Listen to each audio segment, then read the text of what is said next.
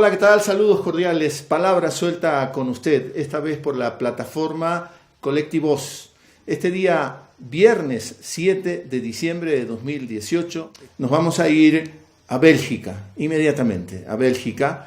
En Bélgica probablemente ya está un poco oscuro, aunque nosotros tenemos pleno sol, y vamos a saludar al economista Rafael Correa Delgado. Él en Bélgica y nosotros acá en Quito, Ecuador. Colectivos es nuestro camino para hacer palabra suelta. Rafael, bienvenido. Gracias por recibirnos. No, Javier, ¿cómo vas a creer? Gracias por invitarme. Feliz de verte, de ver a los amigos y de ver estas iniciativas que dentro de la dureza de la situación que vivimos en estos momentos son tan prometedoras, tan esperanzadoras como la iniciativa Colectivos. Y además puedo yo decirlo, Rafael, con total libertad, no necesito negociar con nadie. Esta es la maravilla de estas iniciativas. No me tengo que poner de acuerdo qué se puede preguntar, qué no se debe de preguntar, a quién proteger y a quién poder atacar. Mira, la lucha es contra los medios de comunicación mercantiles. Han sido nuestros peores enemigos. Este gobierno se sostiene y ha podido hacer lo que le ha dado la gana por la complicidad de los medios de comunicación. Pero es en toda América Latina y te diría en todo el mundo. Nuestras democracias se han vuelto democracias mediatizadas, es decir, dejaron de ser democracia. Las maneja un poder, el poder mediático, sin contrapoder, sin regulación social, y eso es la antítesis de la democracia. Pero es mucho peor en América Latina. Tenemos que generar medios alternativos y por eso bienvenida, qué feliz esta iniciativa, pero falta mucho por hacer, no nos hagamos, hay que ser realistas, hay que siempre mantener la esperanza, pero con los pies bien puestos sobre la tierra. Todavía el poder que esta gente tiene, el Amazonas, Ecoavisa, el universo, el comercio, es enorme para poner la agenda, para manipular, para desinformar. Y bueno, tú has vivido en carne propia la supuesta libertad que se vive en estos momentos en Ecuador, cuando se censura, se saca a la gente que no está en la línea del gobierno, se persigue, hay blindaje mediático, no se permiten noticias de ciertos sectores y nos hablan de libertad, ¿no? Estamos viviendo una de las épocas de mayor cinismo de la historia, pero bueno, por eso más bienvenida que nunca una iniciativa como Colectivos. Le reitero, Rafael Correa desde Bélgica, pero habría que hacer una precisión, Rafael. Porque Donald Trump en Estados Unidos también se queja de los medios.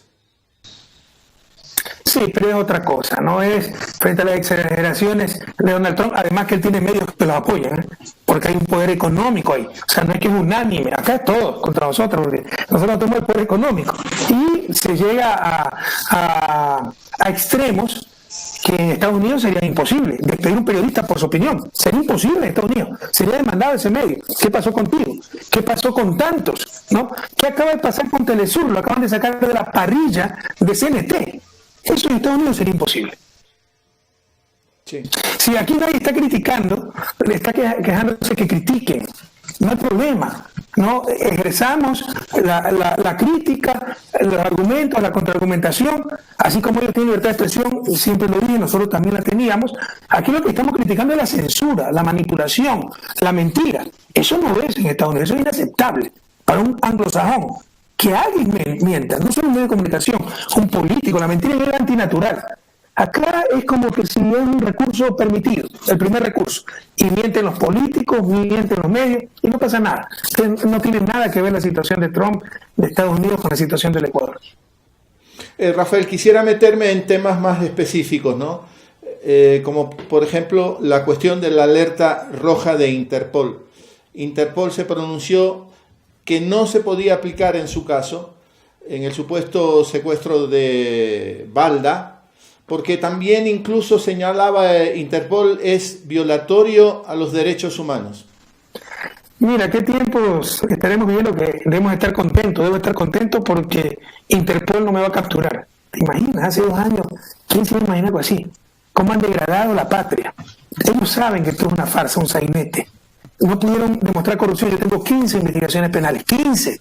O sea, ni Al Capone, por las cosas más torpes. Ya quieren sacar otra por los aviones presidenciales, como si el presidente hace la lista de pasajeros, y que fueron a paraísos fiscales cuando se hace escala en Cabo Verde para ir a Europa. No, resulta que es un paraíso fiscal. ¿Cómo lo vamos a imaginar? Se ponía gasolina en ese país. Pero así es como distorsiona toda la prensa para dar pauta al linchamiento mediático y a la judicialización de la política.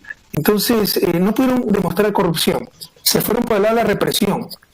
El caso Valda es un sainete, con un fiscal encargado que no existe en la Constitución, puesto para que me persiga, y cuando cumplió la misión, lo mandaron de premio a Estados Unidos. Con un consejo de captura destituido ilegalmente y reemplazado ilegalmente, repleto de enemigos de la Revolución Ciudadana y Rafael Correa. Marcelo Merlo, su presidente, tiene offshore incumpliendo la ley y no pasa nada. Un presidente del Consejo Transitorio que se arrogó funciones más allá de la Constitución, está por encima de la Constitución. Trujillo diciendo a cada rato que voy a estar preso, que ya en la Tacunga me esperan, y ante él juran las autoridades de control, empezando por el fiscal. O sea, ¿quién en el mundo va a aceptar una ridiculez así? Ya hablando de institucionalidad, hablando del caso en sí mismo, un policía que dice que yo he llamado a ordenar un secuestro, pero que no tiene ninguna prueba. Y antes dijo que se había reunido 3 veces conmigo y se demostró que mentía. No solo eso, son delaciones premiadas. O sea, no es que lo dice patriota, sino que se le dice, si usted acusa a Correa, vamos a reducir su pena. Acusan hasta a su progenitora. Lo mismo le han hecho a Lula, lo mismo le han hecho a Jorge Glass. Todo un sainete así, a nivel internacional jamás va a ser aceptado. Como se les caía el caso de Valda, se inventaron peritajes. Pero el peritaje sobre algo concreto, lo dice la ley, sobre una cosa, un objeto. Peritaje informático en mi computadora, peritaje de una cuenta contable, ¿no? Auditoría, peritaje de un cadáver, una bala, una oficina, como era el local. Acá los 3 peritajes fueron condiciones político y sociales del secuestro de Valda, dinámica de inteligencia y peritaje en derecho, lo cual le corresponde a la jueza.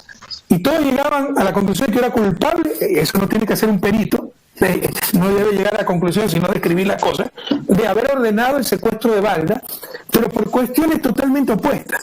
El uno decía que era porque Valda era insignificante, entonces me lo tomé personalmente.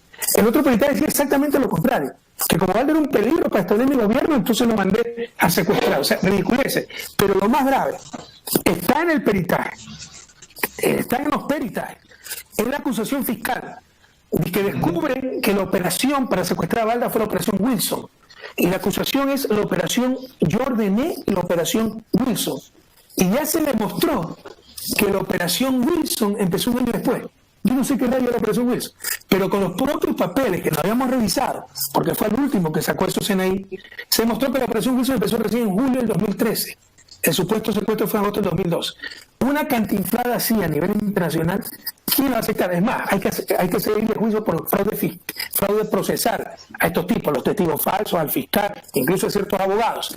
Dijeron en esos peritajes que Senaín era una policía política comparable al Cono Sur, donde desaparecieron 30.000 personas. Bueno, resulta que el secuestro de Valda fue en el 2012, que es la policía política del 2012. ¿Quién era el vicepresidente? Moreno. ¿Tú crees que un vicepresidente no se da cuenta que hay una policía política?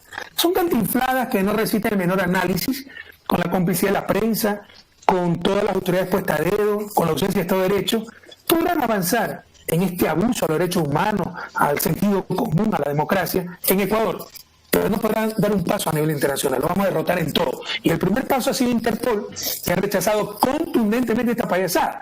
Si Bélgica pide una alerta roja, no es que analiza Interpol, solo toma nota y ejecuta, porque confía en los jueces belgas, confía en el Estado de Derecho belga. Es una verdadera vergüenza para el país este rechazo. Digan lo que digan los enemigos para probar la cuadratura del círculo. Que a Magua tampoco se le hizo, que yo he sobornado a la Interpol, dijo Valda. Moreno también dijo, ese mentiroso contumaz, que con la plata que tenemos podemos defendernos. Al final del día, han convertido al país nuevamente en una banana republic, lo han vuelto a humillar porque se desprecia al país, no se le cree. Esa es la conclusión de lo que acaba de hacer Interpol. Le ha dicho al Estado ecuatoriano, no confiamos en su sistema de justicia, ustedes no tienen Estado de Derecho, esto es un atentado de derechos humanos y una persecución política. Eso es lo que le han dicho, dándonos absolutamente la razón. Y eso abre las puertas de muchos otros espacios a nivel internacional donde iremos y los volveremos a derrotar. ¿Eso le da libertad de movilización a usted, Rafael?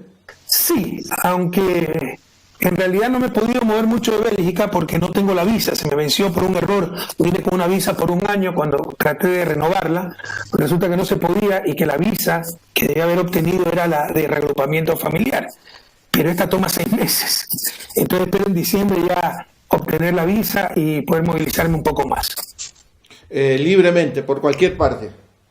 O sea, normalmente, pues sin una alerta roja de Interpol no puede movilizarse, pero cualquier cosa se puede esperar. O sea, si pueden llegar a un acuerdo con un gobierno amigo o cómplice, para que si yo voy por ese país, pues me capturen algo.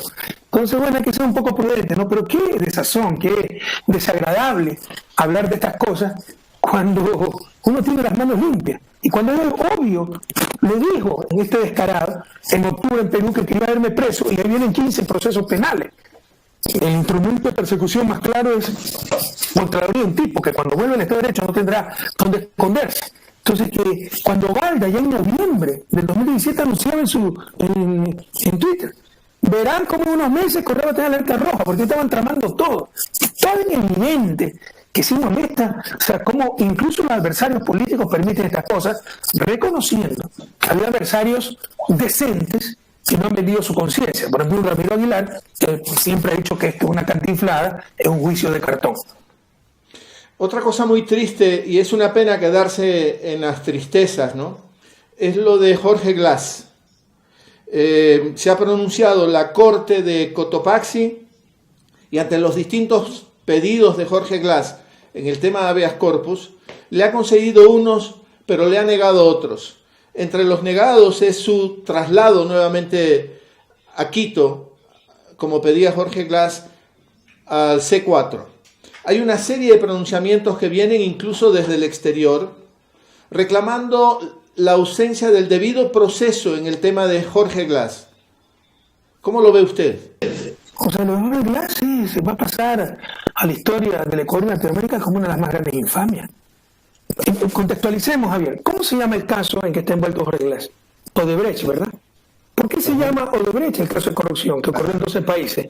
Porque el centro de toda la corrupción, el corrupto y corruptor, se llamó Odebrecht. Y resulta que en Ecuador el vicepresidente constitucional está preso y Odebrecht ni siquiera fue acusado. ¿Cómo se puede justificar eso? Es claro, hubo un pacto, lo denunció Pepe Serrano cuando se pelearon entre los amigos, un pacto Odebrecht, probablemente fiscal Vaca, gobierno, diciéndole, ustedes acusen a Jorge Glass, lo hundimos, le robamos la vicepresidencia y a ustedes ni siquiera lo acusamos. Fue un ecuatoriano, o sea, los corruptos confesos, los que dijeron sí, dimos coimas, estafamos al pueblo ecuatoriano. Los corruptos confesos de Odebrecht pueden venir mañana a tomar el sol a Salinas, a Manta, y no pasa absolutamente nada. Ni siquiera podemos reclamar la plata que nos robaron porque no los acusamos. Pero al vicepresidente incluso le cambiaron su medida sustitutiva sin ningún antecedente, lo cual atenta a derechos humanos. La prisión preventiva es una sentencia anticipada. Es el último recurso. Y si tú ya tienes una medida cautelar anterior, prohibición de salir del país, la estás cumpliendo, no te la pueden cambiar. Pero para robarse la vicepresidencia se la cambiaron de la noche a la mañana, sin ningún precedente. Eso es algo increíble. Él lo va a ganar a nivel internacional, si sobrevive para aquello. Pero ya robaron la vicepresidencia, porque le cambian la prisión preventiva, la medida cautelar de prohibición de salida del país, con la prisión preventiva, para obligarle a abandonar la vicepresidencia. Pero estamos en un momento aún más dramático, Rafael. Cuando ya vamos a hablar de eso, es muy triste. Está en juego la vida de Jorge Glass. Sí, bueno, le roban la vicepresidencia. Jorge, él mismo había pedido que le levanten la inmunidad. Para nosotros más fácil era bloquear el levantamiento de inmunidad, pero confiando en la justicia caímos en la trampa, ¿no? Y me incluye, porque yo apoyé la decisión de Jorge, debí pararme más firme, con un poco más de experiencia, y lo llevaron a la guillotina. Entonces lo condenan a él sin pruebas. ¿Dónde están 20 centavos mal habidos? No digan con cuentos. Si ha habido corrupción es para beneficiarse. Después de 18 meses, ¿dónde están 20 centavos mal habidos? Lo han reconocido los opositores y con desfachatez han dicho que Jorge Glass está preso por la fuerza de las circunstancias, es un preso político. Y lo condenan con un código derogado en 2014, pueblo ecuatoriano, atentando contra toda seguridad jurídica. ¿Para qué? Para ponerle 6 años de cárcel. Porque si le ponían 5 años, como dice el código actual, podía pedir suspensión condicional de la pena y volver a la vicepresidencia. Esto no resiste el menor análisis a nivel internacional, pero hay que esperar que se agoten todas las instancias para poder ir al sistema interamericano. Lo mandan a la cárcel 4. Hay gente tan envenenada, como es envenenado el corazón de ciertos ecuatorianos que perdemos la sensatez, ¿no? Es como, ¿por qué Correa debe tener seguridad? O sea, no solo porque, obvio, que un expresidente debe tener seguridad, pero si es tan querido, bueno, el Papa es querido, tiene que andar por la calle sin seguridad. Pero no solo eso, por seguridad nacional. Tú sabes toda la información que uno tiene y que caiga en manos de terroristas, guerrilleros, qué sé yo, paramilitares, ¿no? Y traten de sacar esa información. O sea, son infantilismos. En todo caso, mira los casos de presidentes y vicepresidentes cuando han tenido problemas legales, Centroamérica, Lula, están en cárceles especiales, aisladas. Bueno, él lo mandan a la cárcel 4 porque es la cárcel 4, donde están los policías que han cometido infracciones para no estar con los delincuentes que han perseguido. Y cuando lo mandan a la cárcel de Tacunga, incluso mucha de esa gente aplaudió. Esa es la capacidad que tiene la prensa corrupta. Hasta gente buena, hacerle aplaudir la mayor canallada. Recuerden el contexto. Sale Fernando Alvarado a buscar asilo porque también iba a ser masacrado sin un justo proceso. Y como venganza, pero descaradamente, Michelena sale a anunciar que será cambiado de cárcel en Jorge Glass, que 31 funcionarios del gobierno no podrán salir del país, lo cual debe ser una decisión judicial, no ejecutiva. Y sale el fiscal Pérez Reina como cheerleader a decir, y sí, esta semana va a vincular a más gente, como efectivamente lo hizo 8 inocentes de SECON. Ese es el país, los tiempos que vivimos. Entonces, lo cambian a la Tacunga. Jorge tiene una enfermedad degenerativa. Perdonen si pronuncio mal, espondiolosis me parece generativa. Se tiene que poner una inyección cada mes que le baja las defensas. Hay prevalencia de tuberculosis, está fuera de la ciudad, está en condiciones inseguras, con reos comunes. No, pero bien hechito, porque es un reo común, no es un reo común. Es un ex vicepresidente de la República, por el amor de Dios. Incluso por seguridad nacional, que haya mafias organizadas que quieren saber cuántos policías tenemos, dónde están, cómo son las comunicaciones. Recuperemos la sensatez. Nos han robado hasta la sensatez. Entonces se ha declarado en huelga de hambre como una persona digna, de honor, que sabe que es inocente, porque esto no lo hace un corrupto. Un corrupto roba para disfrutar lo que robó. Él está dispuesto a dar la vida por sus principios y lleva 48 días en huelga de hambre, pero el mundo mira a otro lado, no solo el gobierno. Sobre la habeas corpus yo lo leí y le da en la mayoría de cosas la razón a Jorge, que las condiciones son insalubres, que debe tener atención médica, etcétera. Pero, en mi opinión, correctamente dice, el traslado de cárcel le corresponde al Ministerio de Justicia, porque es una decisión administrativa. Los jueces dicen 6 años de prisión. ¿Qué prisión la decide el Ejecutivo? Entonces, hoy mismo, en la próxima media hora, el ministro de Justicia, que se dice defensor de derechos humanos, puede firmar el traslado de la cárcel de la Tacunga a la cárcel 4 de Jorge Glass. No les da la gana de hacerlo, se sienten prevalidos por encima del bien y el mal, pero bueno, el mundo da vueltas y tendrán que responder ante tanta falta de humanidad, ante tanto. El problema es que científicamente avanza la huelga de hambre y Jorge cada vez se corre más riesgos de daños irreversibles. La situación es gravísima, Javier. A mí me informan día a día, yo hablo con la esposa. La situación es gravísima. Cualquier rato puede tener un paro cardíaco. Hay días que no se puede parar porque ya tiene vértigos, tiene vómitos, desórdenes gastrointestinales. Ha podido resistir tanto porque recuerda que lo llevaron hace unos 20, 25 días a una clínica, al hospital, al HK. Andrade Marín. Y le dieron una comida bajo el engaño que nos la mandaban a la cárcel 4. Entonces ese fue un pequeño receso de su huelga de hambre y porque está con sueros. Pero cualquier cosa puede pasar en cualquier momento. La situación es extremadamente grave. Aquí no estamos jugando. Jorge Glass está en peligro de muerte. Escúcheme, pueblo ecuatoriano. Jorge Glass está en peligro de muerte. Lo sabe el gobierno nacional, pero le importa un bledo con la complicidad de cierta prensa. Pero si algo le pasa a Jorge Glass, ahí sí, por mi honor, te lo aseguro, Javier, los culpables no tendrán dónde esconderse por el resto de sus vidas. Incluso asesores muy cercanos al presidente Moreno dijeron que lo de Glass era un cuento, la huelga de hambre, que tenía unos enormes privilegios en la Tacunga. Ese fue el farsante de Santiago Cuesta, pero ¿quién le puede creer algo a Santiago Cuesta? Mira la doble moral. A Sofía Espín, a la luz del día, creyendo que cumplía su deber asambleísta, podemos estar de acuerdo o no, pero va como asambleísta a hablar con una privada de libertad que creía inocente, que le dijo que la vaya a ver, porque se encontraba en la audiencia, autorizó la entrada de Sofía Espín y por eso incondicionalmente la separan del cargo y le quieren seguir juicio. Santiago Cuesta está comprobado que viajó a España, trató de contactar a Pablo Romero, finalmente se reunió con su abogado español, Enrique Santiago, a ofrecerle que si me acusaba falsamente, lo liberaban de todo. Si no me acusaba, le iban a llover juicios penales, como efectivamente está sucediendo. Y no pasó absolutamente nada. Ese es el estado de cosas que estamos viviendo. Pues este mentiroso compulsivo, dañado, Santiago Cuesta es un tipo dañado, malo, ¿no? Dijo que Jorge Glass tenía esta televisión, pues, en su celda. Todo es falso. Y ya se demostró que es falso, pero no pasa nada en el país. Y ahí el elemento clave, el factor decisivo, es la prensa, que calla lo que le conviene y dice lo que le conviene nada más. Es decir, Rafael, lo de Jorge Glass para ordenar el traslado a Quito depende solo del ministro de Justicia. Mira, forzando un poco la cosa lo pueden decir los jueces, pero estrictamente hablando de una decisión administrativa, no judicial. ¿A qué cárcel va a cumplir la pena, la sentencia, un reo? Es decisión administrativa del Ministerio de Justicia y Derechos Humanos.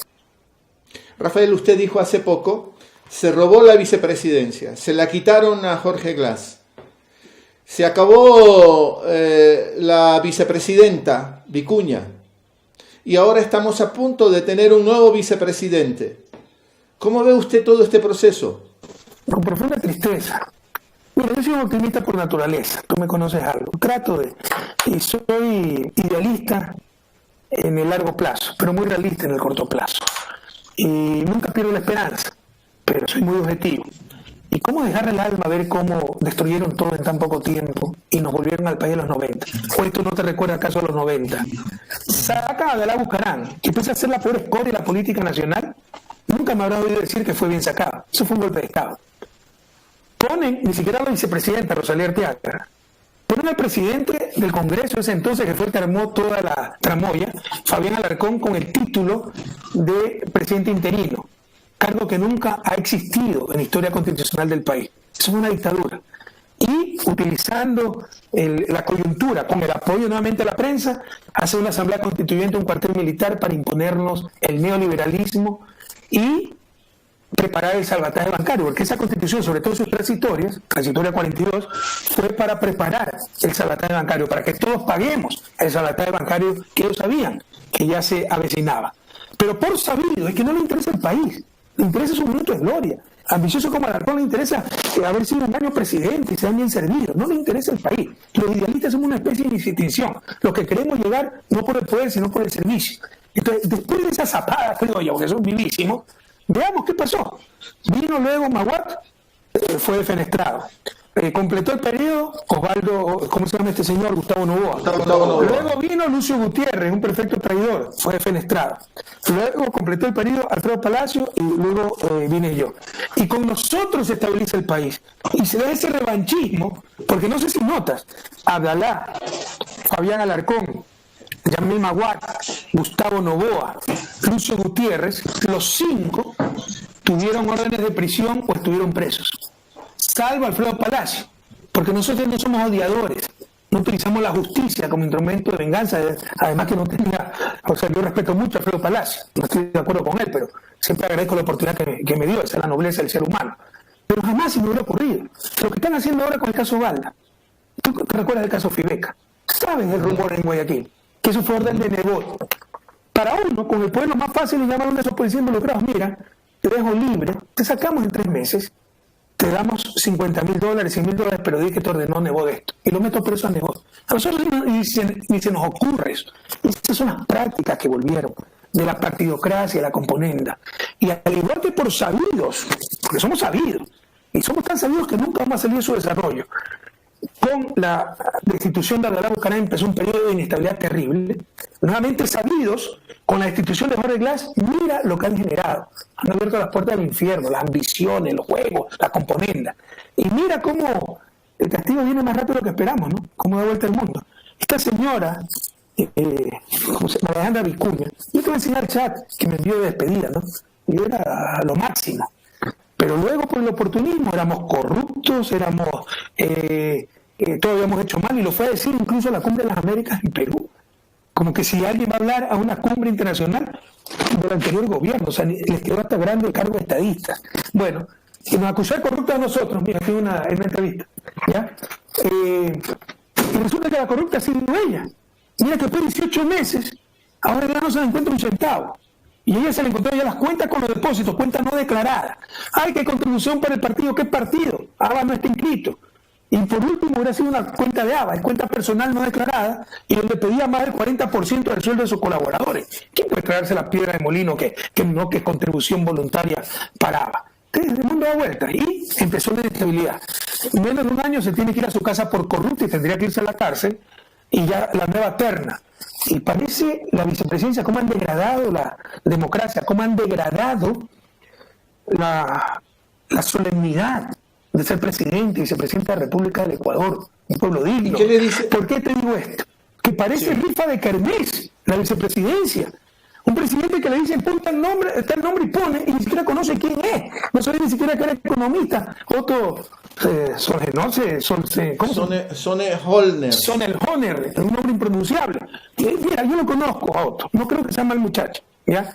Pero ¿qué tiene que ser de vicepresidente? Eso no es democrático. Y las otras dos personas que no lo conoce nadie. Eso no es democracia, no han ganado media elección.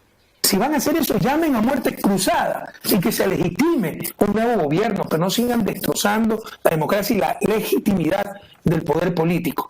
Pero cuidado, ¿ya? Además de que parece rifa de kermés la vicepresidencia, ya se demostró que Otto... Sonne Holder, yo tampoco lo sé pronunciar muy bien. Ya, es que nunca le supe pronunciar el nombre. Ya tiene cuenta en paraíso fiscal, está impedido de ser vicepresidente, pero cualquier cosa puede pasar. En todo caso, cuidado. Pero él debe de tener, perdone las interrupciones, Rafael, pero él debe tener relaciones políticas. ¿Qué le dice la posibilidad de relaciones políticas de él? Mira, Ecuador entienda lo que pasó. El único paréntesis que ha habido, de al menos la revolución liberal, de las mismas élites, la plutocracia que nos ha dominado y que nos ha mantenido en su desarrollo, fueron los 10 años de la revolución ciudadana. Pero te imaginas para estos arrogantes, prepotentes, acostumbrados a patear al perro, que conmigo no podían levantar el teléfono para darme órdenes, que ya los banqueros no ponían al ministro de Finanzas como ahora sí lo pusieron, que la Cámara de Producción no ponía al ministro de Industria como ahora sí lo pusieron, que la partidocracia no te imponía al vicepresidente como ahora sí lo están imponiendo.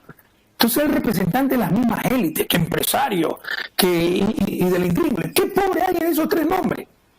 Y yo vi una foto también de los candidatos a concejales y alcalde de Guayaquil del Partido Social Cristiano.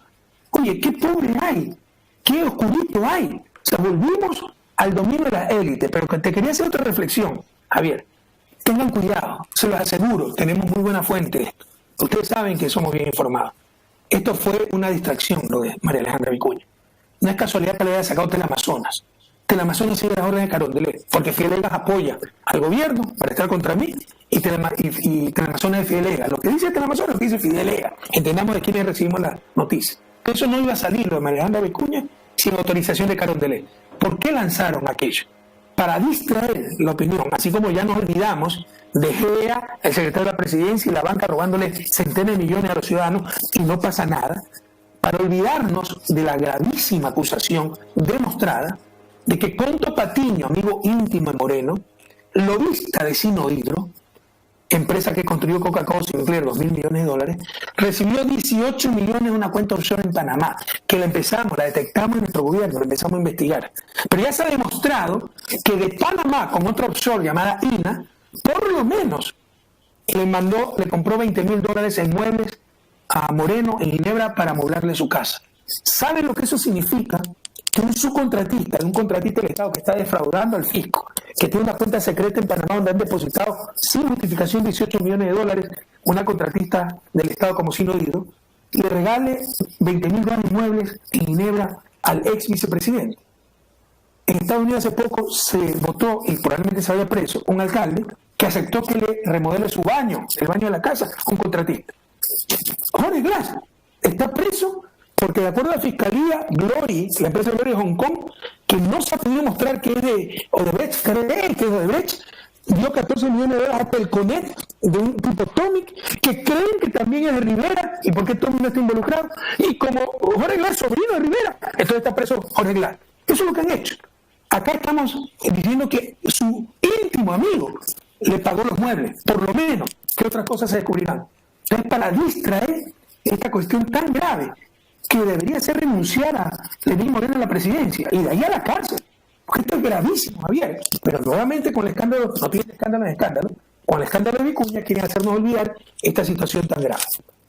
Pero a propósito de la pregunta del que sería el eventual nuevo vicepresidente, aquí sacaron unas bromas, unas caricaturas diciendo, puchicas, vamos a tener que averiguar sobre estabilidad laboral si de vicepresidencias se trata. Se dura muy poco en el cargo de vicepresidente. Pero eso es un error, porque ¿sabes qué? Sí, no, la pensión es vitalicia. Y vaya a ver a quién les paga pensión vitalicia al gobierno. A mí me quisieron quitar la pensión vitalicia, la maldad era a tal nivel, yo gané 3 veces la presidencia de la República. Empecé y acabé mis periodos. Les gané todo. Pero me querían quitar la pensión vitalicia inconstitucionalmente por supuestamente el caso Valda, que es una cantinflada. Pues, o sea, Alejandra Vicuña va a tener pensión vitalicia. Eso significa $4,000 y pico por toda su vida, el resto de su vida. Pero un Pedro Aguayo, que fue un año vicepresidente de Alarcón, lo mismo. Alarcón, que no fue presidente constitucional, lo mismo, está recibiendo esa pensión vitalicia. Eso es algo que tenemos regular.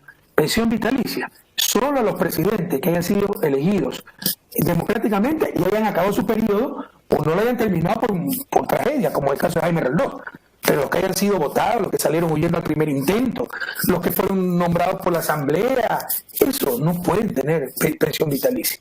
Pero volviendo al caso de Otto Sonnenholder, no sé si lo pronuncio mejor, usted sacó el nombre de Fidel Egas. Sí. Pregunta, ¿vuelven los banqueros a manejar la política, la economía del Ecuador? No, vuelven, ya están hace rato, Javier. Por favor, desde el inicio del gobierno esta fue la traición. O sea, aquí creen que es una pelea con pares, no, es una traición profunda a la revolución ciudadana, al pueblo ecuatoriano, a lo que se votó en las urnas, al programa de gobierno. ¿Qué se ha hecho el programa de gobierno? Aprueba en las urnas. Democracia no se vota por un nombre, se vota por un proyecto político y lo traicionaron. Se rompió la democracia y desde el primer momento se pactó con la banca, pero fue público, al menos eso hay que reconocer. Recuerda que le dieron el dinero electrónico, 18 meses después no lo han desarrollado para seguir haciendo sus negocios. ¿Para qué querían el dinero electrónico? Para bloquearlo. ¿Por qué? Porque el dinero electrónico manejado el Banco Central iba a competir con la banca, con tarjetas de crédito, con tarjetas de débito, con chequera, etcétera. Entonces no es que querían el negocio para ellos, querían que no haya eso, esa alternativa, que dicho sea el paso, el tiempo siempre nos da la razón, el Fondo Monetario Internacional acaba de sacar un documento diciendo eso, que los bancos centrales deben impulsar, los bancos centrales, lo que estamos haciendo nosotros, el dinero electrónico. Hace rato los banqueros están en el poder, y todos los grupos de poder, porque no es solo entreguismo, no es solo traición, no es solo mediocridad, es egoísmo.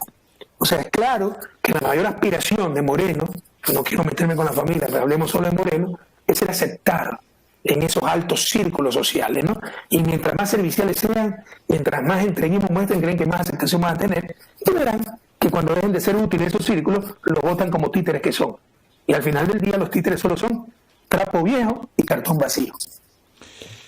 Mucha gente especula que estamos también cerca a lo que podría pasar con la muerte cruzada. ¿Usted cree en ese escenario? Sí, yo creo que deberíamos ir a la muerte cruzada. Este se ha perdido total legitimidad.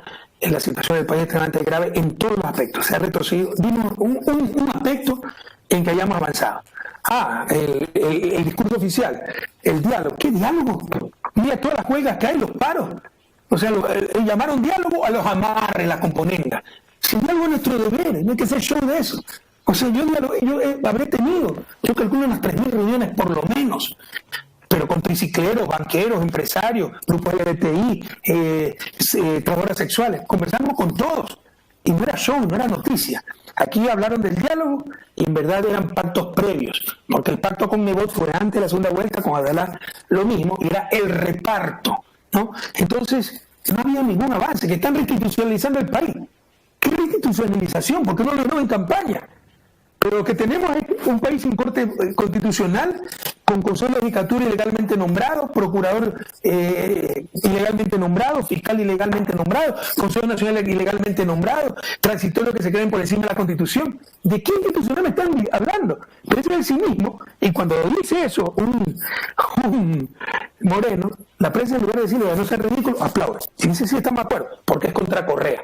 Que no se ha avanzado en ningún sector, educación, salud, infraestructura, vivienda, trabajo, manejo económico, todo estamos, corrupción, todos estamos en retroceso, ¿no? O sea, yo no soy un demagogo y no voy a caer, o sea, mi mayor derrota sería convertirme en lo que ellos son. Te voy a decir es culpa del presidente en todo caso de corrupción, un gobierno honesto no tiene corrupción. Eso es imposible. Pero un gobierno honesto es el que no tolera la corrupción. Y aquí no están haciendo nada para combatir la corrupción. Entonces, frente a ese escenario, la traición al programa de gobierno, lo botaron a la basura. Es obvio que se requiere a muerte cruzada. ¿Por qué no llaman a muerte cruzada? Porque saben que se la ganamos. No, pero ¿y si beneficia la muerte cruzada, por ejemplo, a Nebot? Mira, ¿tú sabes cuántas veces he escuchado que Nebot es cuasi presidente? Tú tienes más o menos mi misma edad. Mejor dicho, eres mayorcito.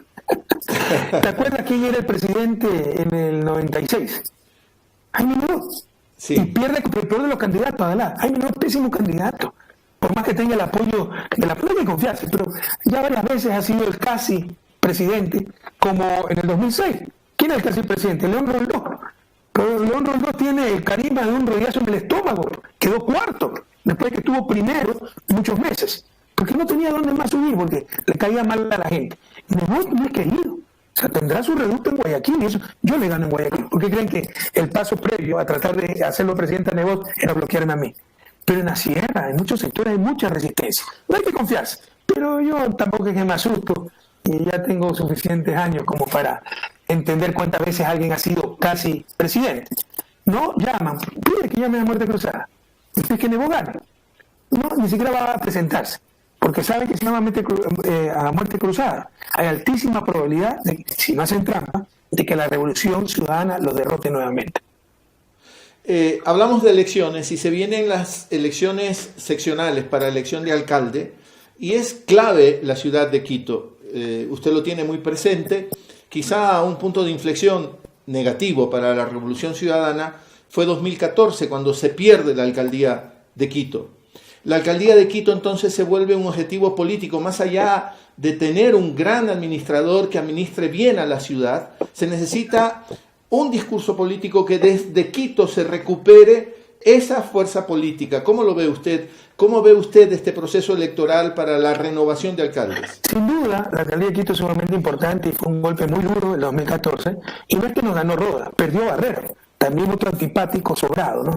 Que la gente lo detestaba, la gente. Entonces que no fue un mal alcalde, pero es antipático, no es sobrado, vanidoso. Y demostró ser traidor. Pero mira, otro ejemplo, aprovechando el tema, que cuando gana Rodas en 2014 en la alcaldía de Quito, enseguida la derecha dijo: este nuevo presidente de la República. ¿Te acuerdas? Otro casi presidente.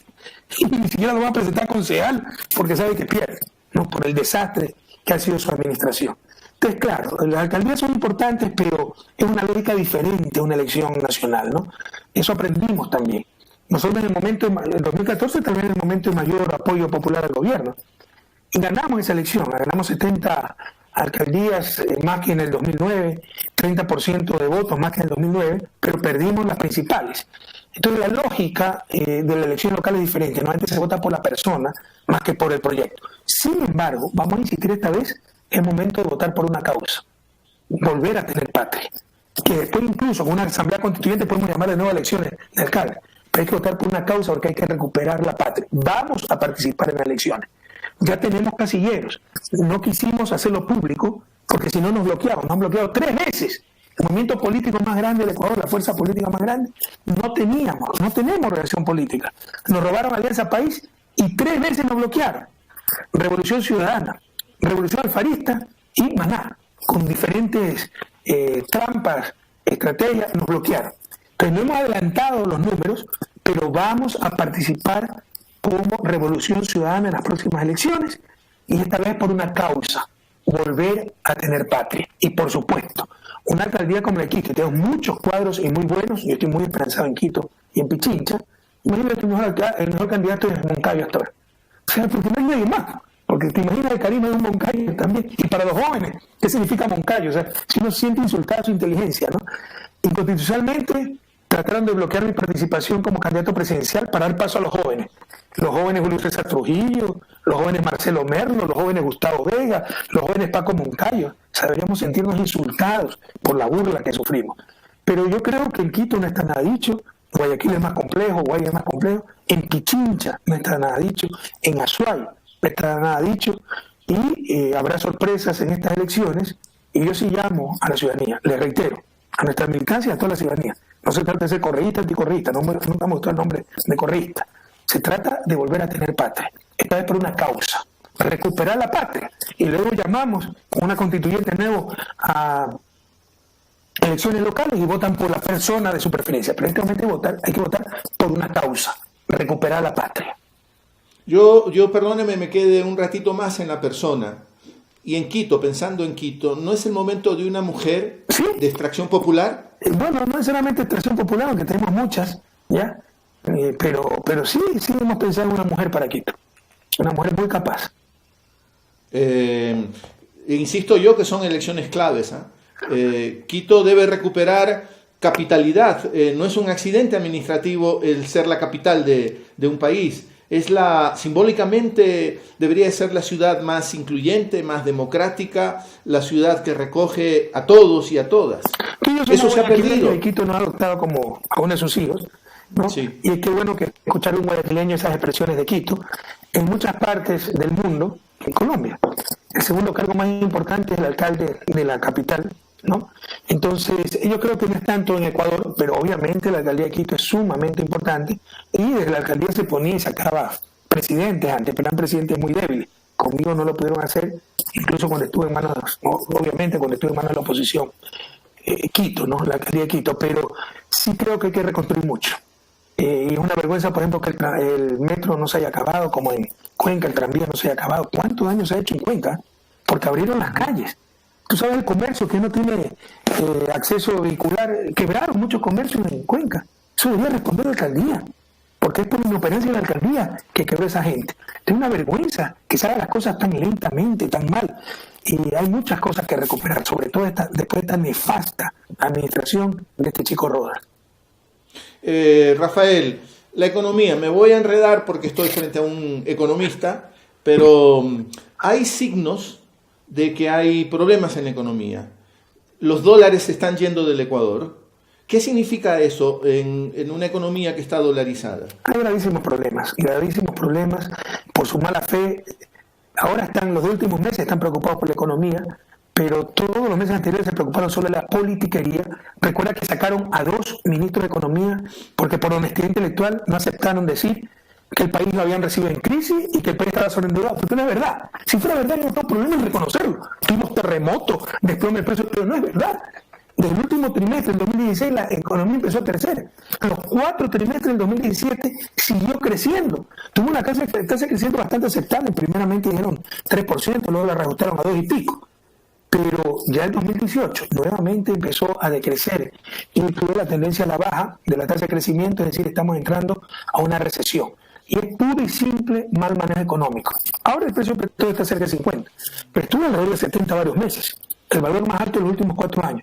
Pero el manejo económico es tan malo porque es en función de intereses, no en función del bien común. Y eso es corrupción. Javier, eso es lo que no entiende la gente. Hay varias clases de corrupción. Recibir un billete por lo que tienes que hacer es corrupción. Pero utilizar el poder político tan solo para fines grupales o intereses particulares, eso también es corrupción. Cuando tú eres periodista, maestro, político, cuando lo que dices tiene influencia sobre los demás, no ser honesto intelectualmente, también es corrupción. Y yo tengo la principal corrupción.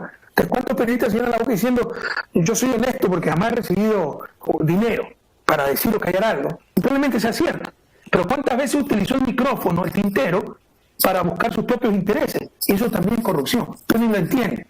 Estamos en estado de moralidad, ya no de inmoralidad. En todo caso, utilizar el poder político para los negocios. Por ejemplo, importadores. Por ejemplo, banca. Pues no hay crédito, se abrieron las importaciones, está quebrando la producción nacional, la pequeña industria, y no les interesa absolutamente nada. Por hacernos daño a nosotros, cerraron toda la fuente de financiamiento, torpemente, que se prohíba prestarle al Banco Central. Si el Banco Central es el Estado, son los depósitos del propio Estado, ¿qué sentido tiene eso? Beneficiar a los bancos, que solo le pueda prestar a los bancos a tasas de interés de gallina enferma.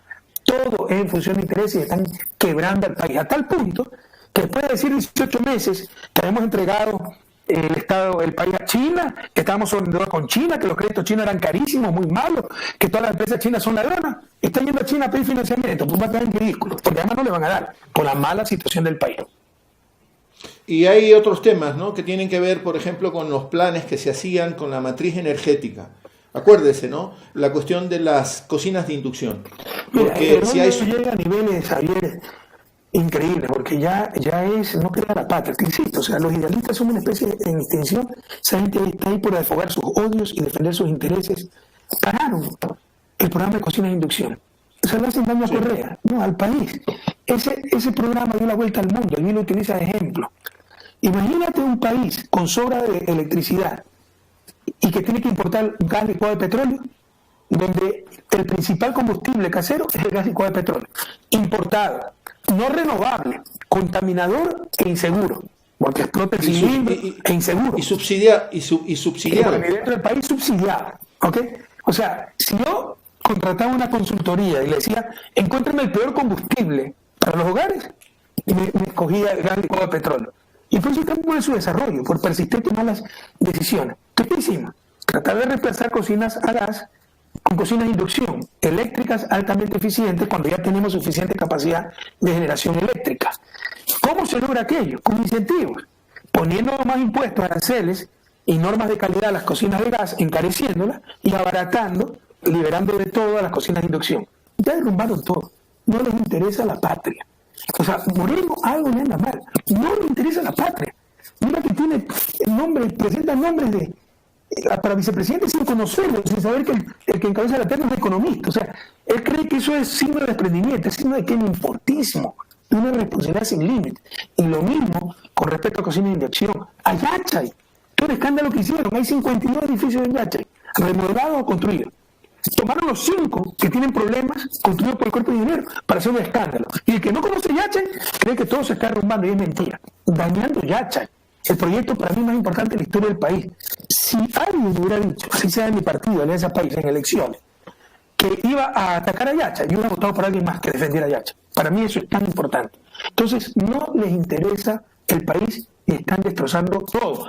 Por hacernos daño, Coca-Cola Sinclair mal construida, 7.000 microfisuras. ¿Qué son microfisuras? Es normal eso con una obra nueva. Y no lo vamos a recibir hasta que no esté corregido todo. Por supuesto que no te recibirlo hasta que esté corregido todo. Y por supuesto que va a estar garantizado. ¿Qué demora en eso? Pero hacen escándalo con lo cotidiano. Y uno no puede responder criticando sus obras, porque lo único que han hecho es borrar los logos nuestros para ponerlos de ellos. No han hecho una obra, ¿no? La refinería que iba a explotar. El público debe saber otra cosa. Yasuní TT, revisen la cadena nacional cuando tuve que tomar esa tan dura decisión. Les dije, nosotros solo vamos a invertir. El beneficio será para el próximo gobierno, porque no pensamos en las próximas elecciones, sino en las próximas generaciones. Somos responsables. Y efectivamente, gastamos centenas de millones de dólares y no recibimos un centavo. Hoy están recibiendo 800 millones anuales y va a subir a 1.500, 1.600 millones. Con las hidroeléctricas se están ahorrando 1.000 millones anuales. Con la refinería se están ahorrando 300 millones de importación de combustible. En total, están ahorrando 2.100 millones de dólares gracias a nuestras inversiones. Sin esos 2.100 millones de dólares, el país yo hubiera colapsado, Javier, pero no te lo dice. Yo heredé apagones, ellos heredaron hidroeléctricas y aún así nos tienen en crisis. Estamos en las fiestas de Quito, Rafael. Bueno, se hizo feriado este viernes y a propósito de las fiestas de Quito también se habla mucho de que van a volver las corridas de toros. También eso se tumba. Claro, podría decirse, no, para mucha gente no es simbólico, para mucha gente eso es muy grave, pero hasta de esos temas se hablan. Retornar las corridas de toros. En todo estamos retornando al pasado, ¿no? Además del irrespeto a la voluntad popular. Eso lo decidió Quito en elecciones limpias. Pero a él no le importa. Como, por ejemplo, la prohibición de paraísos fiscales para servidores públicos. El pueblo ecuatoriano se expresó en las urnas. A él no le importa. Cuando hace un referéndum inconstitucional engañando a la gente, ahí sí, la voz del pueblo es la voz del Dios, para imponer su capricho. Pero lo otro que es incuestionable, ahí sí no les importa. Es una doble moral terrible. Mira, no es tan simbólico. Yo creo que eso es inconstitucional, la corrida de toros. También se puede recurrir. No es simbólico. No es simbólico. Es también simbólico. Pero algo concreto, real. En el siglo XXI tú no te puedes divertir viendo cómo le clavan la espada a un animal y cómo se juega la vida un tipo. ¿No? Entonces, que a mí me gusta, respetamos todas esas cosas, pero con nuestro principio, nuestra constitución, defendiendo la naturaleza, no puede ser permitido espectáculos así. Pero, nuevamente, la corrupción. Están en el poder público para sus beneficios. Esto lo mueve sobre todo, ya Moreno, desde el inicio, había hablado, porque Moreno es taurino, ¿no? Había hablado con sus amigotes, ¿no? Entre ellos los banqueros, te sacaron una foto la otra vez, Abelardo Pachano, toda esa gente. ese negocio está relacionado con Fidel Vega. ¿Y por qué cree que nos odia? Perdió millones de dólares cuando se prohibieron los toros. Pero Sebastián Roldán es el más fanático de los toros. Cuando yo convoco a la consulta popular del 2011, entre las preguntas estaban los toros, él era parte del gobierno. 3 veces me habló de la consulta. Pero nada que ver con la reforma judicial. No, quería bajarse la pregunta de los toros. Y yo había aceptado esa pregunta porque fue presentada por los jóvenes, ni siquiera fue iniciativa del gobierno. Ganaron en Quito los antitaurinos y ahora quieren bajarse la brava. Eso es corrupción, ¿no? Y ya están preparando el muñeco, ¿no? Que puestos de trabajo, por favor, lo más importante en una sociedad es bien moral, ¿no? Engañar a la gente por interés es inmoral. Hacer la fiesta del maltrato a un animal es inmoral. Entonces, si es por el puesto de trabajo, impulsemos el turismo sexual, porque da trabajo en algunos países, pero es inmoral. La sociedad pierde mucho más de lo que gana con esa clase de claudicaciones. Pero estas cosas ni la entiende esa gente. En todo estamos retrocediendo, mi querido Javier. Entre otras cosas, los toros, y tú hablaste de la fiesta de Quito, ¿verdad?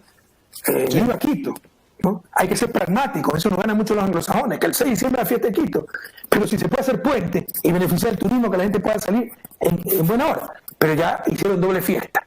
Muchas instituciones públicas cerraron sus puertas el 6 de diciembre y celebraron también la fiesta de Quito con 40, primero ellos y después la ciudadanía. Todo está retrocediendo, querido Javier. Ahora, quizás sea una pregunta manida, Rafael, pero tengo ganas de hacerla, ¿no? Repetir esta pregunta. Usted está viviendo afuera. Se dice que cambiamos de punto, cambiamos de perspectiva. Vemos de otra forma las cosas, sin perder las esencias. Estoy de acuerdo en eso. Está en otra perspectiva usted, Rafael. ¿En qué se equivocó? ¿En qué se equivocó la Revolución Ciudadana? ¿Por qué hemos asistido a muchos militantes del proyecto que resultaron personas, por decirlo de la manera más blanda, por lo menos desde mí, frágiles ideológicamente, que no fueron capaces de sostener los verdaderos enunciados de la Revolución Ciudadana? ¿Dónde estuvo la falla? ¿En dónde estuvo el error? Quiero decirte que una suerte que haya recibido en el exterior. Si estuviera en el país, estaría preso y probablemente muerto, como han hecho con Lula y Jorge Glass. Como estoy fuera del país, tienen que pasar por filtros como Interpol y nadie les hace caso. Pero no se engañen, si estuviera en el país estaría preso y probablemente muerto. En todo caso, mi querido David, yo creo que es un error eso. Bueno, tú eres periodista y tienes todo el derecho a preguntar, pero cuando hacen esa reflexión nuestros militantes, sí les digo, vea, cualquier error lo discutimos al día siguiente de la victoria. Porque mientras estos tipos destrozan el Estado de Derecho, nos persiguen, nos meten presos, nos calumnian, destruyen todo lo que hemos hecho, nosotros nos llamamos a la autorreflexión, a la autocrítica, y esto no se cuestiona en nada. Eso es un error.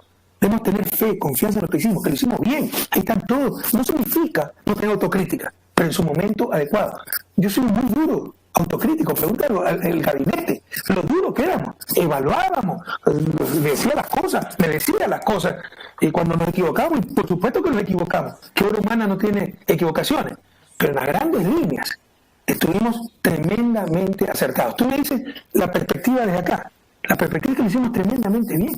El prestigio que tenemos a nivel internacional es impresionante, salvo ciertos envenenados, prensa derecha, pero el prestigio en España. O sea, Jean-Luc Mélenchon, candidato de la izquierda francesa, fue a México a la posición de López Obrador y le invitaba a dar la conferencia La Revolución Ciudadana, su logro de alcance. O sea, ese es el impacto que tuvo la Revolución Ciudadana. Entonces, tú ves la perspectiva desde acá. La perspectiva es muy buena. Y es más, la gente se pregunta cómo gran parte del pueblo ecuatoriano no aprecia lo que ha tenido. Y ante el evidente retroceso no reacciona todavía. Y por supuesto que se cometieron muchos errores en ejecución. Tú has dicho como error la cantidad de oportunistas. Eso no fue error, fue la particularidad de nuestro proceso. Lula llega a la presidencia a la 4ª vez, con un partido de los trabajadores consolidado. Chávez crea en el 92, Quinta República, con una estructura militar, porque él había sido militar, y llega pues 7 años después a la presidencia. Empieza a crear en el 92. Evo Morales surge de los movimientos sociales bolivianos que son centenarios. Nosotros hicimos Alianza País en abril del 2006. En enero del 2007 ya éramos poder. Entonces no es que un partido llegó al poder. Estuvo en el poder y de ahí se armó el partido. Y hay mucho oportunista legal al poder, no legal a los ideales. Pero es muy difícil de filtrar aquello en nuestra situación. Lo que sí dolió en el alma es la cantidad y dimensión de la traición. Porque yo entiendo oportunistas, no lo entiendo, no, me da náusea, pero bueno, es la vida, oportunistas que digan, no, yo estoy con el poder, pese a que están persiguiendo a Correa, pero por ejemplo que nos critiquen, que nos duden de nuestra honestidad, como un sinvergüenza como Paul Granda, el mismo Barrera, obviamente pensando por Lenín Moreno. Son cosas incomprensibles cuando saben que somos gente honesta y que estábamos dispuestos a dar la vida para cuidar hasta el último centavo del pueblo ecuatoriano. Entonces, Rafael, mira, se sorprendió la magnitud, por ejemplo, cuando se partió el bloque, yo creo que la mayoría se iba a caer con nosotros. O sea, hay cosas que dolieron en el alma, ¿no? En el alma. Viviana Bonilla, Carla Chávez, tanta gente que tú querías mucho y que estuvieron con la coyuntura, ¿no? Y de los 74 nos quedamos con 30, 44 contemporizaron. Entonces sí sorprendió la magnitud del oportunismo, la lealtad y la profundidad en algunos que realmente se convirtieron en odiadores. María Alejandra Vicuña, te puedo mostrar su mensaje de despedida. Y de la noche a mañana odiadora, ¿por qué? Porque no estábamos de acuerdo con lo que estaban haciendo. Entonces, eso sí fue una sorpresa, pero no fue un error. Fue la particularidad de nuestro proceso, donde se creó la organización política desde el poder prácticamente. Usted lo conoce a Atilio Borón probablemente, es Rafael. Muy amigo mío. Atilio Borón es el prólogo de mi libro, por si acaso, en español. Que no me gusta el título del libro, el de la banana. Ya me lo ha dicho varias veces, pero a mí sí me gusta. Bueno, Atilio Borón hace poco dijo... Estoy haciendo otro, el enigma del desarrollo. El enigma, ¿por qué Estados Unidos se desarrolló y todo el sur del Río Grande no se desarrolló, ¿no? Será interesante ese libro, ¿no? Porque hay otras... Va a ser muy anecdótico sí, también, o sea, tenemos la formación académica para eso, ¿no? Una de mis especialidades del doctorado es desarrollo, y ahora tengo una experiencia política, y muchas Pero ¿no será que porque al norte llegaron los británicos y al sur vinieron los españoles? Parte, sí, es gran parte de eso, pero el desarrollo no es solo un proceso técnico, un proceso político, quienes nos han dominado, y viene también de la clase de colonización que tuvimos, un proceso hasta cultural, y todas esas cosas son ligadas. La forma de colonización condicionó la cultura, gente parasitaria que vino a explotar, no a producir, y bueno, no han sido dominando esa clase de élite, ¿no? Le quería decir lo de Atilio Borón porque Atilio Borón recoge algo que también se ha dicho mucho en el Ecuador. Mejor hubiese sido que no gane Moreno. Yo estoy convencido de eso. Y Moreno nos dañó desde adentro, la traición. Ese es el poder destructivo de la traición. Si ganara Lazo, que no ganó, y esa es otra cosa que ustedes como periodistas deben exigir. ¿Se acuerdan que dijeron que había fraude? Llamaron a la violencia. Tuvimos que manejar con mucha sutileza todo eso. La historia lo sabrá reconocer. Aquí ya vuelve la policía con perros para que muerdan a desempleados, gente impaga, y ya vuelve con armas letales cuando estuvo en una carretera para dispararle por la espalda a un joven de 24 años. Todo eso quedó en impunidad. ¿Cuántos de esos casos hubo en nuestro gobierno? ¿No? Pero cuando llamó a la derecha, mala perdedora, a las calles, a la violencia, ¿no? y hicieron casos de violencia, no hubo ninguna represión. Pero dijeron que había fraude, y la prensa apoyó eso. Bueno, se han tomado ya el Consejo Nacional Electoral, que nos demuestren el fraude. Si no hubo fraude, se tiene que ir a la casa de Lenín Moreno. Si no hubo fraude, quiere decir que mintieron. Pero eso es un mensaje para ecuatoriano. Son demasiado olvidadizos, demasiado buena gente. Sí, eran fraude, bueno, y quedó, pues. Sí, y lo manipularon, pero quedó ahí. No, hay que pedir que demuestren. Y si no lo demuestran, que asuman las consecuencias políticas, legales, pero basta de tanto engaño. ¿Se acuerdan que empezaron con el fraude para desgastar al nuevo gobierno? Ya cuando se entregó totalmente Lenín Moreno a ellos, se olvidaron del fraude. Bueno, se han tomado el Consejo Nacional Electoral. Demuestren el fraude. Pero basta de tanto ecuatoriano, debemos decir, basta a que nos manipulen, a que nos engañen. Vamos terminando, Rafael. Pero tú decías, hay otro tema. Y yo estoy convencido que si ganaba Lazo, tendríamos todavía alianza país, tal vez hubieran podido comprar 4 o 5 asambleístas, pero tendríamos mayoría o el bloque de lejos más grande en asamblea, seríamos mucho más cohesionados, más fuertes. Esto fue el peor de los escenarios, no me imagino un escenario peor a nivel político. Fue el evento imposible, que nos traicione de adentro este señor, nos destruya, no haga tanto daño, nos robe el partido, país, porque a veces país lo trata sea, no le interesa Alianza País. Quiere destruir Alianza País en beneficio de su amigo Gustavo Larrea con Democracia Sí, en beneficio de su amigo Jaime Nebot con los social cristianos y para que lo acerquen el intríngulo social de la costa, sobre todo. Y la Alianza País sigue todavía sumisa, aceptando tanto desprecio, ¿no? Ahora le puedo citar a Boaventura de Sousa Santos, que también usted lo conoce. Sí, cómo no. Y ante esta atomización de las izquierdas, él dice que la tragedia es que la izquierda se vuelve a encontrar en la cárcel. Sí, pero que revise también su actuación, ¿no? Para ver todo lo que hemos colaborado para esa tragedia. Porque Boaventura de Sousa fue de la izquierda extrema que también empezó a criticarnos, ¿no? Porque él es ecologista y nosotros no, él es indigenista y nosotros no. Es izquierda europea, él es portugués, que como se tiene chuchaqui moral, como yo digo, por la colonización, y mitifica al mundo indígena. Entonces, si tú no estás con los indígenas, no estás haciendo las cosas bien. Mira lo que es la CONADE, totalmente infiltrada por la CIA, parte de este gobierno, que le da un pedazo de poder en las escuelas unidocentes y ya calman cualquier protesta. No podemos. Pero Boaventura es de izquierda, Rafael. Sí, Boaventura pero de Sousa ha recapacitado Boaventura, ¿no? Ha recapacitado. Y no nos atomizamos ahorita mismo en este ejercicio que usted está haciendo. Mira, hubo una izquierda que no me interesa mucho, no quiero ser arrogante, si se atomiza o no, porque entre todos nos suman uno. ¿Ya? Es la izquierda del 3%, la izquierda de Alberto Acosta, la izquierda del MPD, que en buena hora, para mí el MPD no es izquierda, es el partido más conservador de este país, siempre ha estado con el status quo, conservando sus espacios de poder. Pero que se queden nomás ahí, entre todos nos suman uno.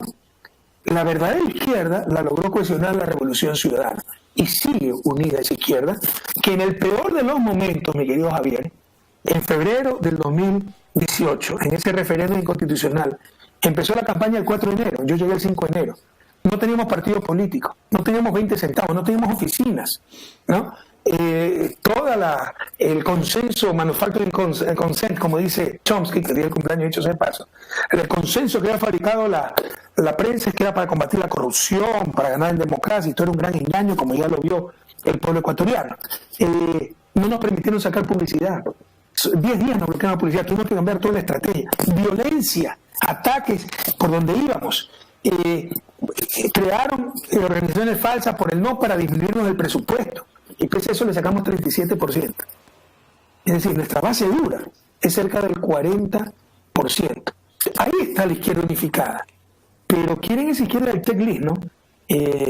Con sus cuestiones morales discutibles, pero que no son prioritarias cuando tenemos en la región más desigual del mundo, ¿no? Con sus cuestiones, sus mitos, ecologismo, no a las minas, no al petróleo, te va a quebrar Venezuela, va a quebrar Bolivia, va a quebrar Ecuador, va a quebrar Chile, ¿no? Con sus mitos del buen indígena, entonces el indígena es perfecto cuando hay buenos y malos indígenas, y muchos están infiltrados por la CIA, y donde mayor violencia intrafamiliar hay en el mundo indígena, donde mayor alcoholismo hay en ciertos sectores indígenas, pero eso no se habla. Entonces, no es que no es la izquierda verdadera, ¿no? Entonces, yo te diría, la izquierda es claro que le está representando la Revolución Ciudadana. Rafael, vamos terminando, y hay otro hecho que también Boaventura de Santos, tengo que reconocer que ha recapacitado mucho, ¿no? Ha revisado, lo cual demuestra honestidad intelectual, pero ahora aprendamos de la historia. ¿Cómo nos criticaba la propia izquierda cada paso que daba? Con el aplauso y la espera de la derecha.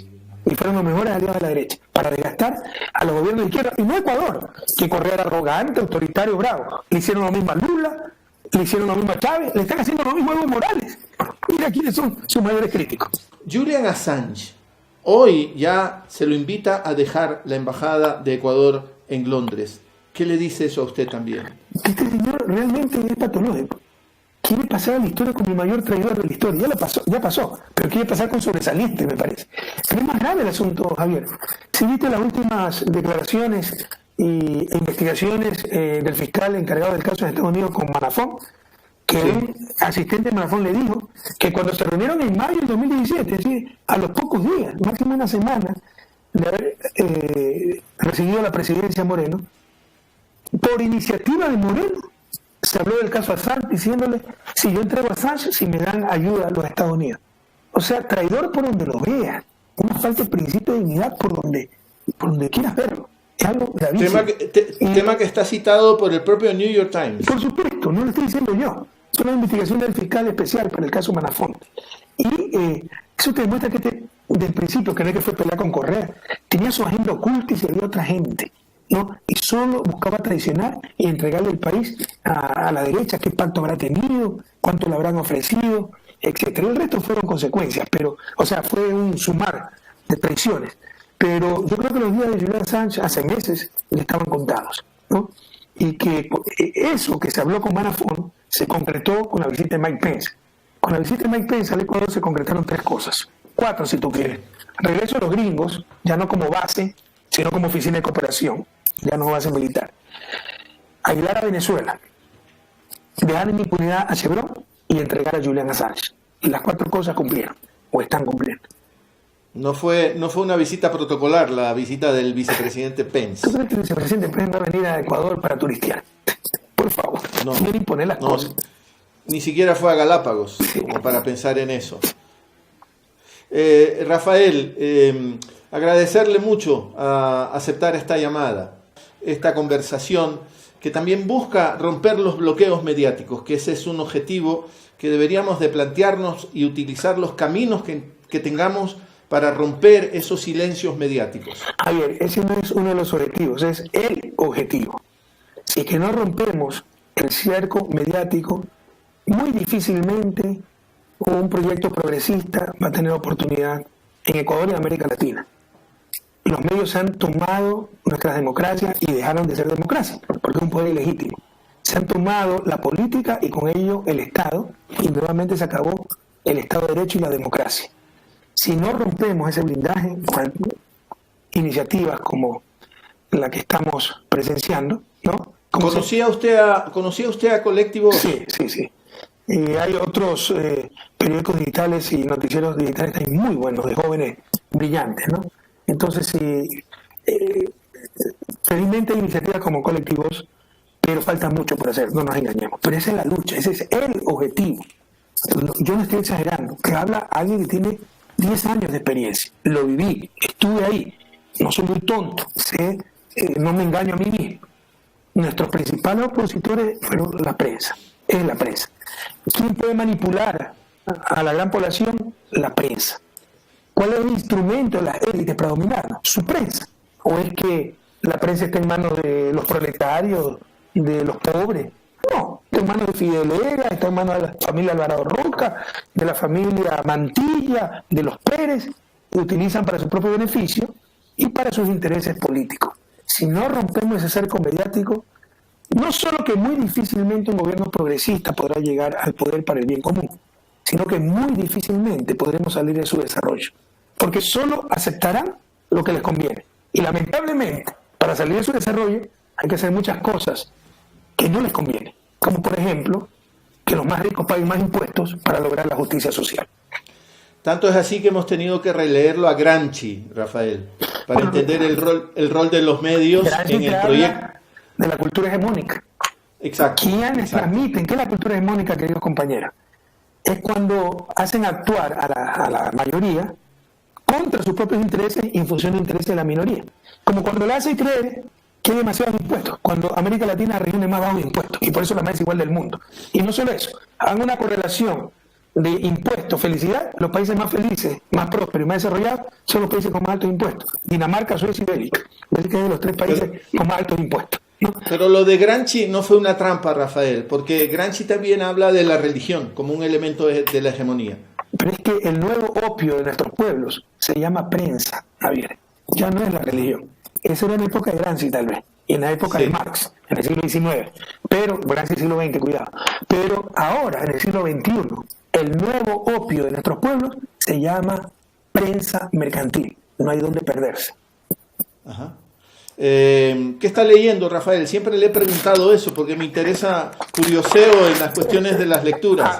Ojalá que me hable de una novela. Aclara que no tenemos preparada la entrevista.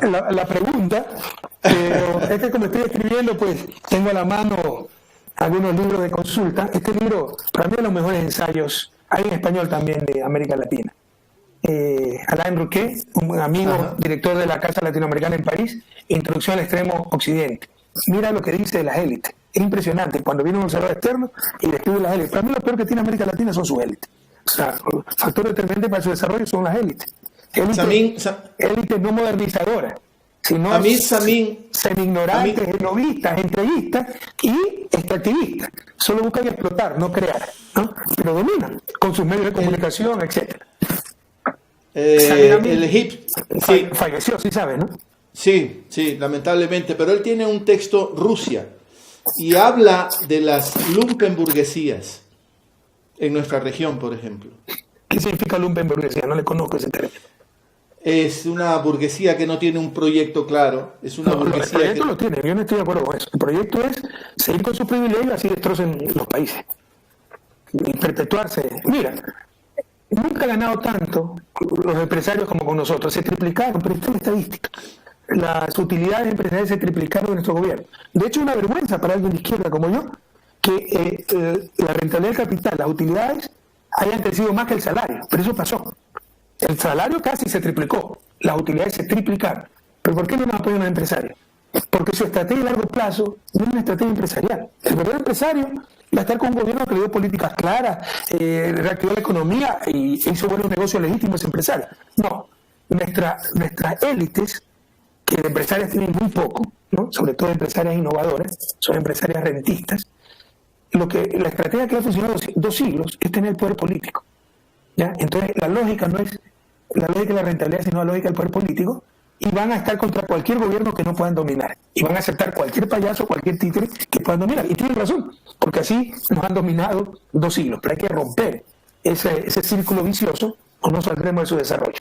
Por si acaso ya lo había leído hace muchos años, hace 20 años, lo estoy revisando porque con lo que estoy escribiendo es magistral para describir la situación de América Latina.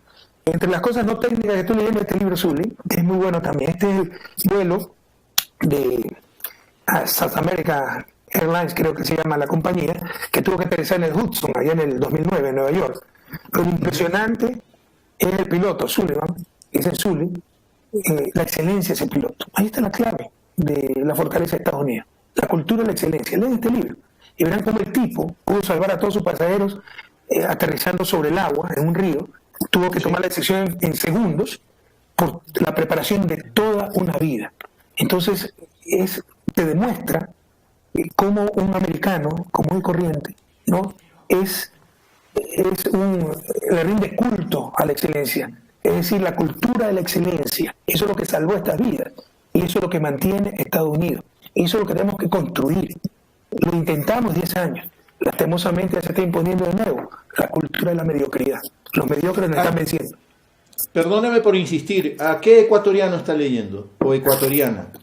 Ya te soplaron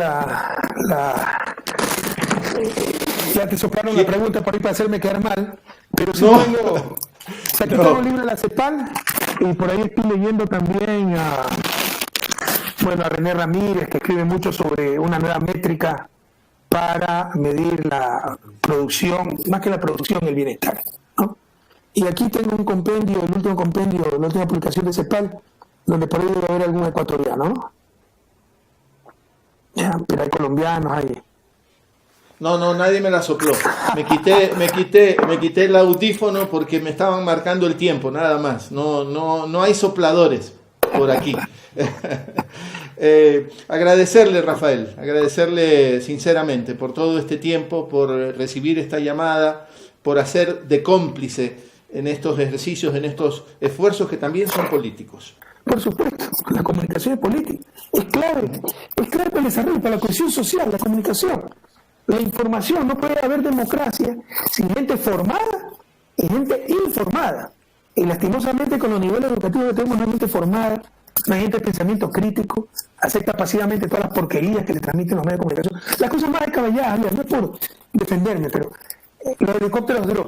Tú sabes que compramos submarinos, repotenciamos submarinos, compramos lanchas, compramos aviones subsónicos, aviones supersónicos, aviones no tripulados, helicópteros ligeros, helicópteros medianos, helicópteros pesados, y falló la compra de helicópteros medianos. Esto ha sido corrupción.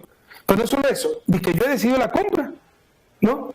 Y sabiendo que tenían desperfectos los helicópteros, por corrupto los compramos. Y resulta que en el helicóptero de viajaba mi familia. O sea, ¿qué persona crítica puede creer una tontería así? Pero muchos creen. Entonces, no tenemos formación Y no tenemos información. Y sin ciudadanos formados e informados, no funciona la democracia. De hecho, la democracia es un desastre.